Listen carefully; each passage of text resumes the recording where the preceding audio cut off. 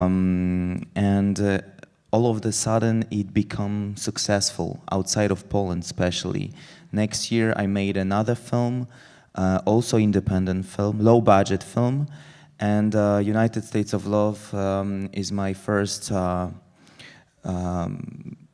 film with a budget, I could say, like a proper budget. Did the first two get any government funding? The first one, no. The second one, actually, we applied for state money with a script a couple of times, and it was rejected. Then, when we produced actually the film with the private money, we applied for state money again with the final cut, and we didn't get the money. Okay. And then we, at the same time, when we were rejected, we opened the film in New York at Rebecca. Then we got Grand Prix of East of the West in Karlovy Vary, and then we got some. Okay. So actually, you know, it was different for me. It was totally different way of starting cinema. And are you working on a new film now? Yes, I'm finishing writing the script. We start to develop the film. Bigger budget than even United States of Love for this? Similar, because you know, like I make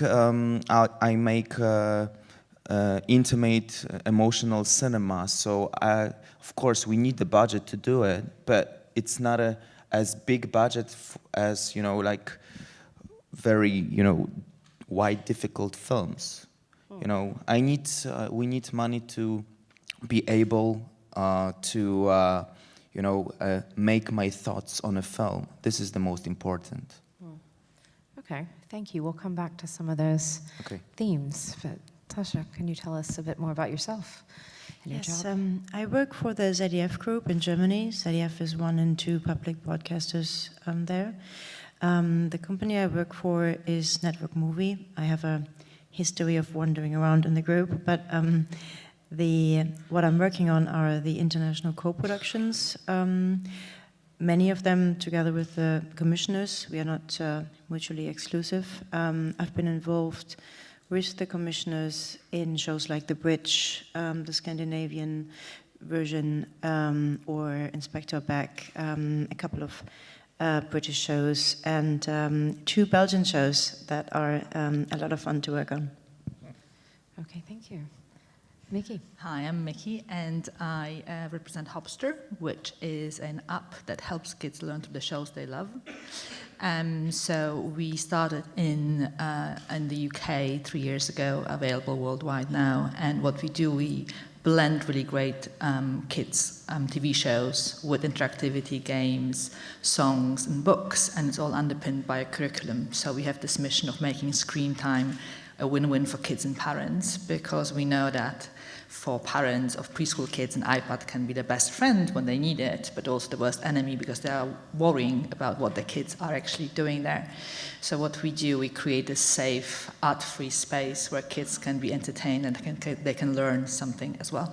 Okay. And is your background in children's media or technology, or where did you come from? My background is media, so I spent many, many years at Viacom, at channels like Nickelodeon and MTV and Comedy Central, and then left with my personal aim to make TV for kids better.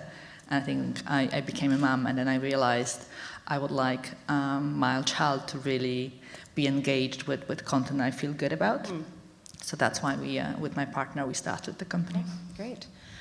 My first question to everybody is, we're on a panel called Game Changers, and I don't know if you were chosen just because you're all like cool and young, and you look like you're changing the game, but do you think of yourself as a game changer, or do you think something about what you're doing is changing the industry? I definitely try to be. Yeah, I think for us, we really thought about how to change kids' TV and how to make it better, because for preschoolers, they love to learn, and the first 6 years of your life are so important. You soak everything like a sponge. So instead of giving the sponge sugary drinks, why don't we actually give them something good? And I think what technology enables is really to personalize this experience as well. And we know that if you like dinosaurs, then we can suggest you to read a book about it or play a game. But also what I think technology does amazingly is we are able to also help with kids that have difficulties in learning. So we're going to develop a game which will help to diagnose kids with color blindness, because it's so easy using technology. So I think coming from media, I now feel much more, I work for a tech company, and technology is helping families with making the preschoolers more engaged and curious and learn about the world. Okay, thank you. Tomasz? In my case, it's not more about technology. I think it's about the way of making cinema, because I believe the new generation of filmmakers use a totally different way of expression, and this is something I really like. That we start to get subject which are, like, especially for my part of Europe, previous generation very often had to fight with a censor, with all this background which communism brought, to their life in cinema. And all of a sudden, my generation, we found ourselves that when we start to, make film, there was nothing to fight with, actually. Of course, you fight for money and etc. But as a process of creative process, it was totally different. That we had to find our way and our place in storytelling. And on the other hand, this is what I said, that with producing my first film without state money and only actually with friends, it started something as well, because actually In a Bedroom was the first film, Polish film, which break through to cinema, independent, this kind of independent, to cinema, and then to most important international and domestic festivals as well. And after, many filmmakers saw that it is possible to make a film when you're younger, and you're not necessarily need to wait, for 10 years to debut, actually, because I understand it's a very difficult process with each ground, to get money for the debut director, because at the end you never know if it's gonna work out or not. Even now, when we make films, we put like our heart in it and our soul in it, but at the end we don't know if it's gonna work out. So what amazing thing happened, my friends started making films just like me, and they started like that, and now they're making films. Now they're able to apply for state money and to make films, actually. And do you think it actually helped you that you were rejected from film school, maybe, that you sort of set out on your own path? I really don't know, because with writing and directing, I do what I feel, actually, with my intuition. I work with my intuition. Some people tell me it was a good thing that I didn't study film, but it was my dream to study film. I really wanted to, and no one wanted me. So, but I worked. I was an assistant director in film as well, in theater. So I was working all the time, and that was my school. I actually think these were the most important points in this video: passion and just start working. I started as a set runner, And I think there is no unified way into this industry, but passion is what really drives you. And we spoke last night about how, at ZDF, co-productions, are a sort of different way of working. I mean, there's different ways projects are commissioned there. But, for you, what energizes you about working across borders? Why do you think that's important for the types of shows that you can work on? The beauty in co-production is when you talk about, I'm not sure if that's game-changing, but you can help to work in new models, and you can enable new different ideas and different partnerships. And I think that is also very exciting about doing co-productions in Europe. You have a lot of European talent going to LA, attracted by talent managers, and they should absolutely go and earn a lot of money there. But then come back. And, yes, but it's something beautiful to work on, that you try and combine forces and also open territories to other content. I think, to me, I'm so fascinated by the success that shows like The Bridge or The Killing had in the UK as subtitled programs, and also that the slot I work for at ZDF, or mainly work for ZDF, is very established as for European crime. I think that's an important blood vein throughout Europe. And does it feel like there's enough funding support for co-productions? Or in TV, I think it's a little bit different than in feature film. Does it feel like there's the industry knows how important it is to co-produce great TV shows? I think the possibility to access soft money for exactly these kind of co-productions is absolutely crucial for them to just develop and hopefully become much more in the future. And I think that funding films or TV series with a non-commercial objective, or not only commercial objective, helps creative freedom a lot. So yes. Yes, okay. And Miki, we were talking a lot yesterday, or some people were talking a lot, about the need to really support startups and entrepreneurship in Europe, even more than we do now.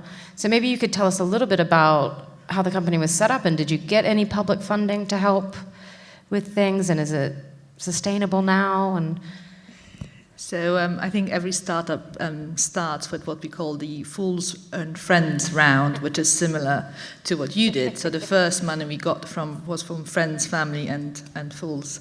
I think they are more happy now. And then you go to angels, which are normally individuals who go like, who really believe in this. I really see you are trying to do something new and to break. And then after that, you start to get institutional money, but it's all private money.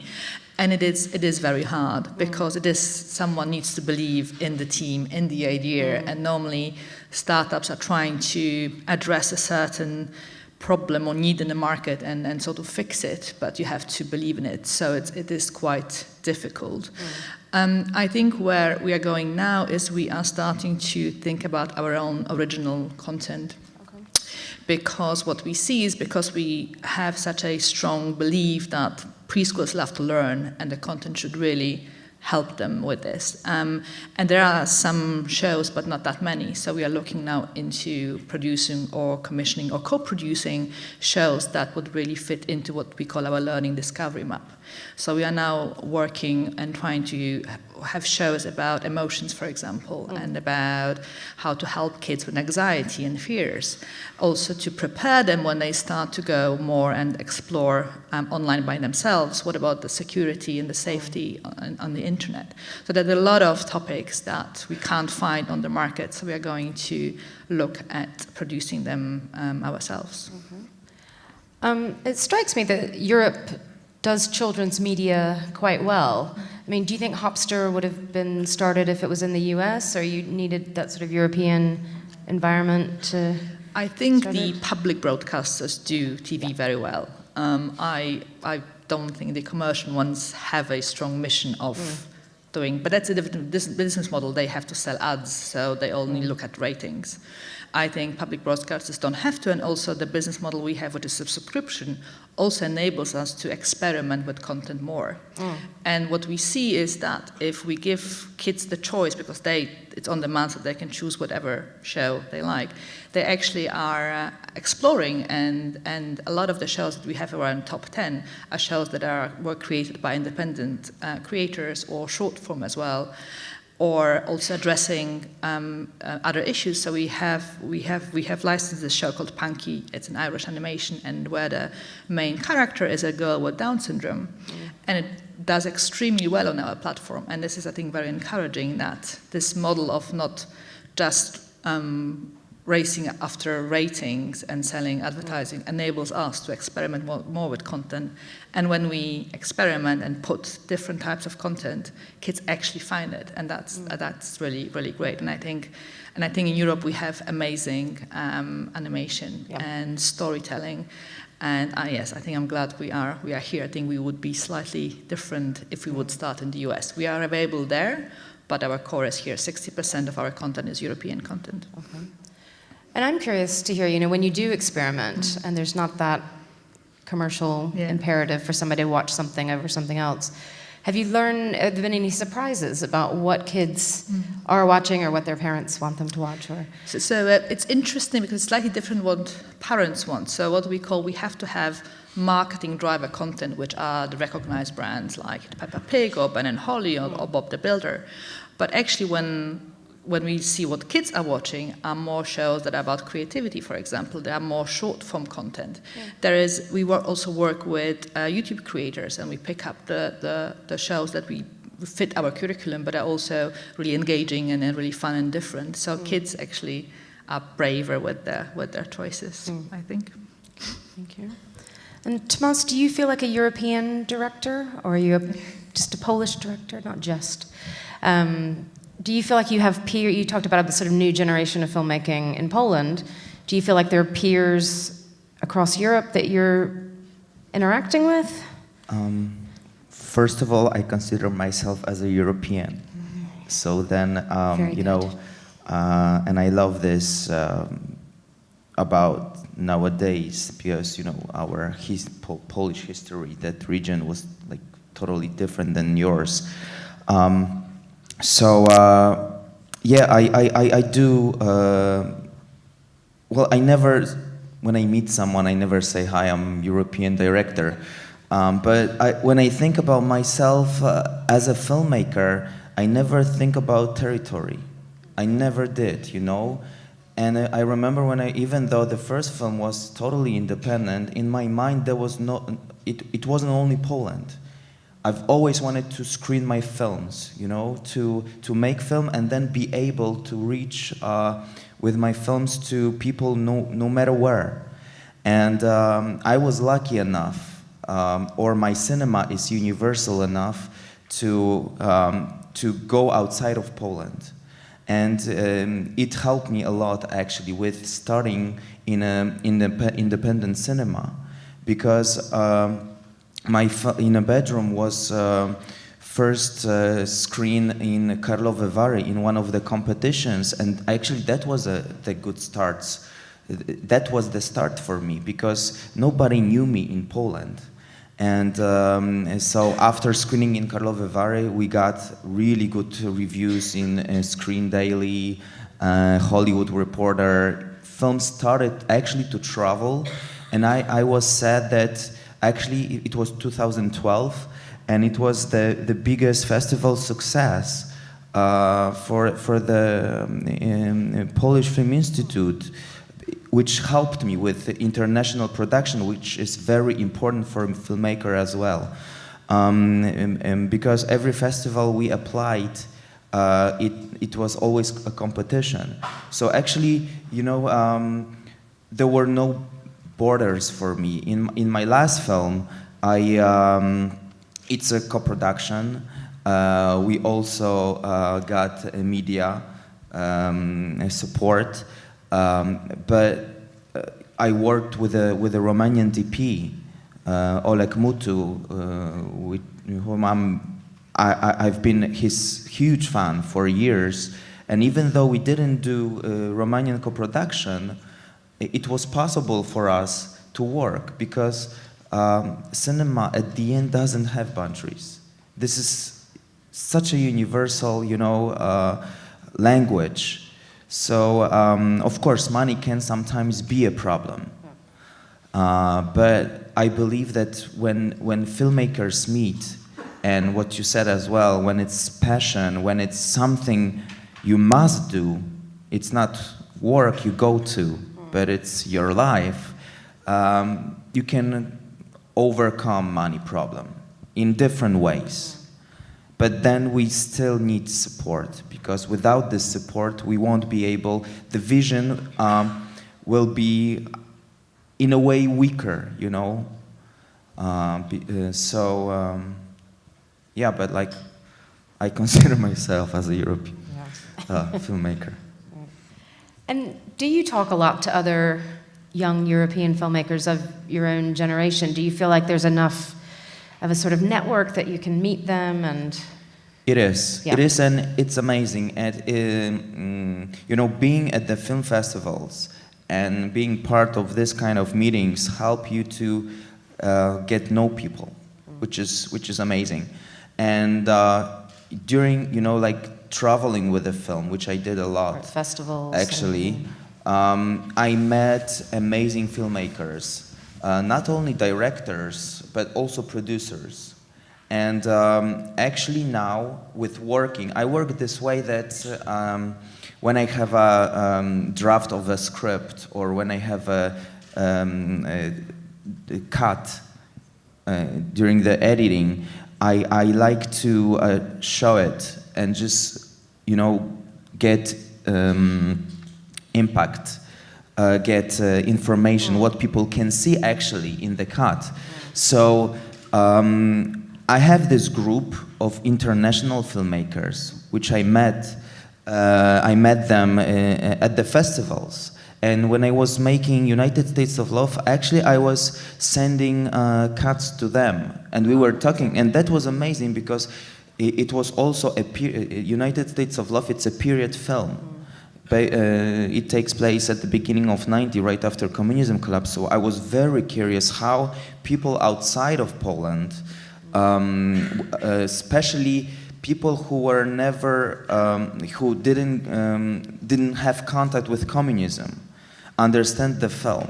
And this network is really amazing, because at the end, now with, thinking about my fourth film, after participating in Cinemart, Berlinale co-production market, EAVE, and different talent lab in Toronto, I am able to contact producers outside of Poland and just pitch them my project and see if they would be interested of making film with me, And this is amazing, because all of a sudden all the boundaries disappears, And I believe that boundaries are only in our heads, I think that's wonderful that you have this network, informal network, because also filmmaking can be quite an isolated, lonely experience, especially during the writing. Yes, but phase. it's amazing, but we do support each other, Yeah. And when you're at the writing stage, are you already thinking about an audience? And do you think your audience might be different than the audience for Vida's last film or Paweł Pawlikowski's, or do you think you have a younger audience in mind because you're younger? Actually, I don't know, because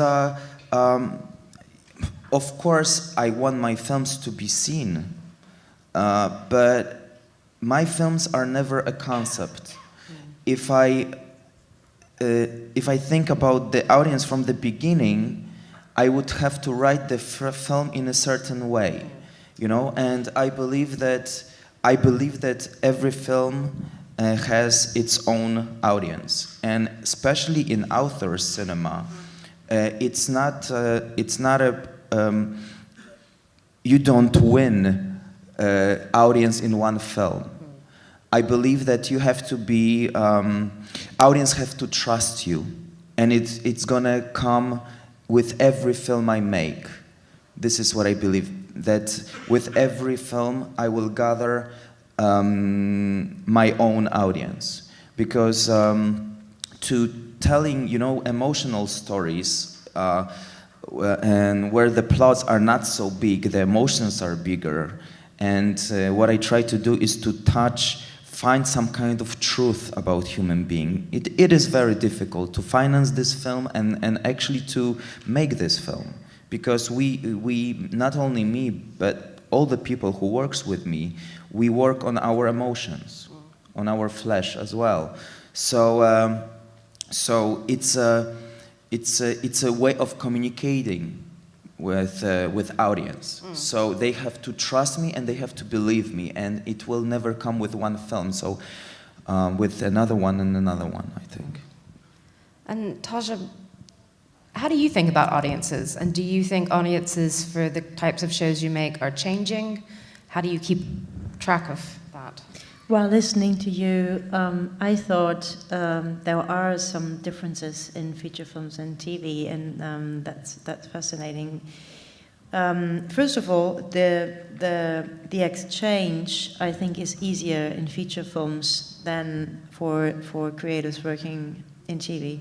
I think, for example, writers, especially given that that's a bit of a work in solitude for a long time, I'm not sure if they have enough That sort of contact network and exposure to other writers from other territories in other European countries. In terms of audience,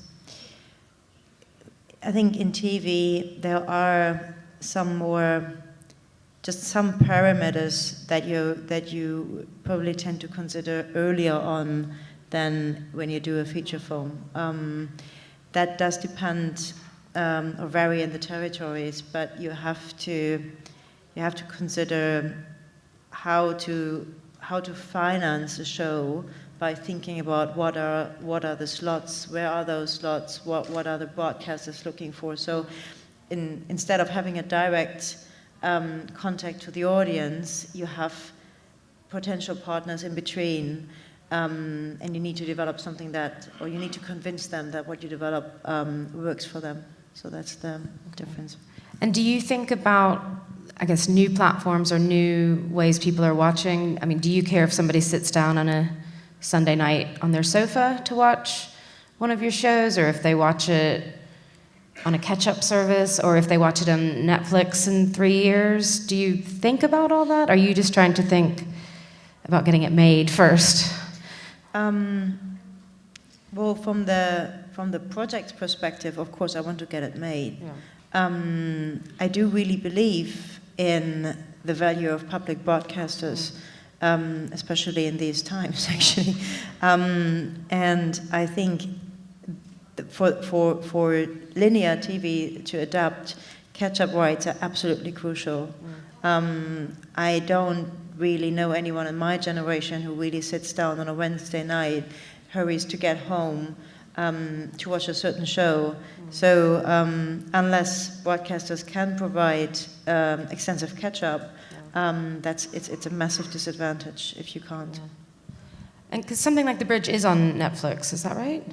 Or maybe in the UK? Yes. It sort of trickles window. down. It has its life and then it goes on Netflix. Yes. Yeah.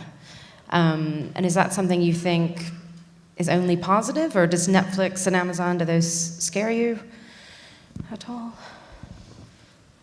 I absolutely believe that good series or good feature films should be accessible, and any way or any outlet that helps there is useful, because we as an industry are also competing with computer games, with people spending their time somewhere else, which they should. But I think it does come down to what do they actually pay? How is the risk of financing a budget?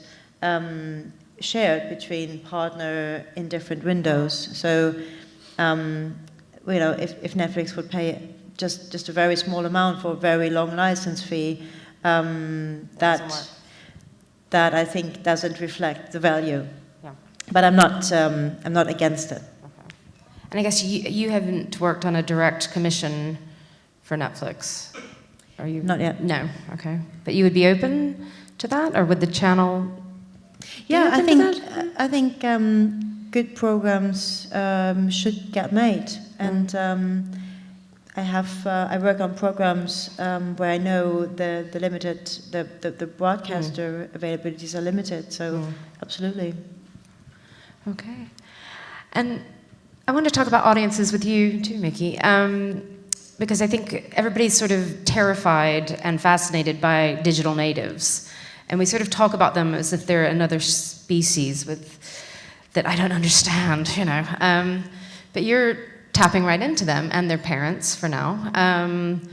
I guess, what have you learned about these young viewers, and what do you think needs to be done to encourage them to view European content, to appreciate the value of TV and film and animation going forward? Well, I think if you're a 2-year-old, you're already really good with the swiping, and that's it. Just that the touch screens are just easy for them, because for the first time they can do it by themselves. I think a TV remote control is not the most beautiful piece of design, and it's quite complicated, and kids always find it difficult was the parent choosing things for them. But now when they get their iPad or a phone, they can pick and they can choose. So I think it's for them, it's just giving them the choice, giving them when they want it, because it's on the bus, it's waiting when the mum is making shopping, being at home. But it didn't change that the content still needs to be about the great characters and emotions and stories. I think the change is a little bit how we produce it. So for us, for example, I think the model where you develop a TV show for 2 years and you create 52 episodes and then you launch it on TV and then maybe you see if it works, that's not necessarily how we operate. We would rather do a short series, get it out there, see if kids love it. If they do, produce more. So it changed a little bit how we think about the format of the content. We don't need to do 6 minutes episodes or 11 to fit within the ad breaks. But so it gives more freedom. And I think also it gives more creative freedom for the creators, because they can create stories independent on the minutes of content they have to do. But a digital native is just normal. I think we're all now digital natives. Just the kids, like I've seen kids going on the TV and going, doesn't work. So. I think it's quite cool that the organizers today have you all on the panel, because we have a filmmaker, TV executive, and your media and a tech, maybe a little bit. But I guess in real life and your day-to-day lives, do you feel like film and TV and technology industries talk to each other enough? Does it feel quite separate? I guess maybe film and TV are coming together and talking a little bit more, at least in some places.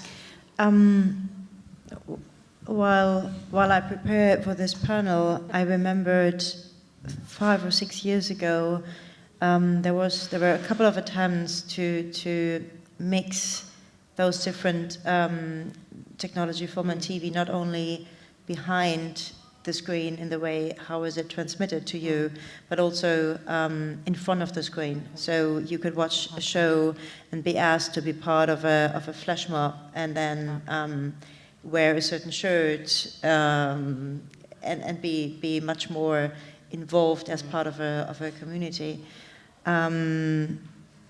I think it's I don't dare to make any predictions, but I do think that in the end it does come down to good storytelling, and those rules have been constant over the last decades probably, and you can break them, but you will still know them. So I think off screen, that's definitely all merging together. Whether we will really only watch interactive films that are also a computer game in the future. I'm not sure. I don't know if I want to do that. Yeah. Me neither. And I really want to sit back and You have told a someone story. else Yeah. tell me something. Yeah. Well, for us, broadcasters are very important. Yeah. Of course, if you ask each filmmaker, it will tell you, like magic of cinema is the most important, to make people, to gather people here to screen the film on the big screen. But at the end, like with every year, we realize that it's harder and harder to get people into cinema. Of course, it changes, but it is not necessarily that you have a big budget for distribution. Even though sometimes you might have amazing film, this is what I talk with the distributors of United States of Love all over the world when I travel with the film, and they tell me they have Haneke film, Uli Seidel film, and all the amazing directors, and they tell me about all those problems with the distributing the film, even though they're like amazing and very known films with huge names. So actually at the end we will need support of televisions, which is at the end one of the easiest way of communication, and support. But very often I notice that art house cinema, you can watch it, at 1 a.m. Yeah, these art house slots This is, aren't what like, they used to be. but it's also, educating people, in each country, because what I see in Polish television, not only public but also in commercial television, the prime time hours, it's only soap operas or fake documentaries. Like people pretending to be like reality TV type. Exactly, yeah. So actually, and to get a film, to watch a film, it's very often it's quite impossible. For example, which was amazing actually, 1 week and a half we opened in UK, and by the day of releasing in London, opening in London, distributor decided to release film also on iTunes, because he knew that there are some parts in England he will never reach with cinema. So actually in the first day of opening, my film was #1 on iTunes, which was amazing, and it shows that actually there are many different ways of communicating, and it does change. For us filmmakers, we sometimes don't follow this because we're still here. But then it's amazing that there are ways to broadcast our films. Does it make you sad, though, to think of somebody watching United States of Love on an iPhone? Or you're just happy they're watching it? Mixed feelings. I'm always happy when they watch it, but I cannot imagine actually to see my film on iPhone. But I think this is the reality. I would never watch a film on iPhone, but as you were saying about this, exactly, when I look at my nephews, they're even better with cell phones, iPhones than me, They know what to do with like this digital But world. also, I think interesting about watching something on your phone or tablet, because you watch it so close, it almost creates a different connection because it's so intimate. And I'm wondering if there is different type of content for those small screens, because it's like a one-on-one experience. Small screen, you're looking very close at it.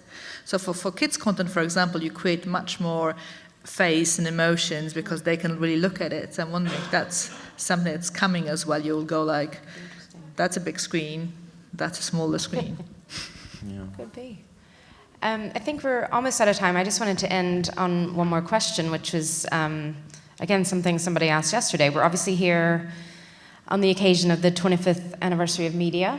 So I'm curious if you have any thoughts about wish list for future of media and how they can best support you in your various game-changing activities. Well, this is what I said. For me, as a filmmaker, it is extremely important, because a program like this also allows me or helps me to go out of my own country, of my own territory, and this is amazing, because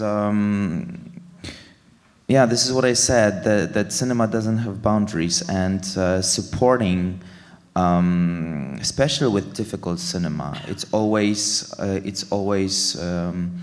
very crucial sometimes, and it decides either the film is going to be made or not.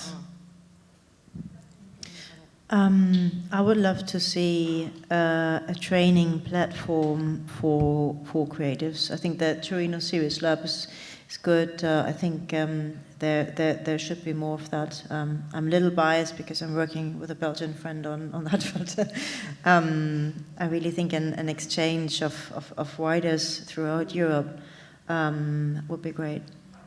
Good idea. And I think for me, is preschoolers are still a niche, it's a small group. But I think they're very important because this is where this little human being is created. So something about really taking more care about making positive digital content where broadcasters and creators feel this responsibility that just because it's a 4-year-old, it doesn't mean when I do bright colors and that's the right type of content. So I think thinking more about smart content for preschool kids. Great. I think in wonderful content ideas. we really have the chance to bring Europe together. I really do. Okay. Perfect ending line. Thank you. Thank you so much to our panel, and thank you for being here.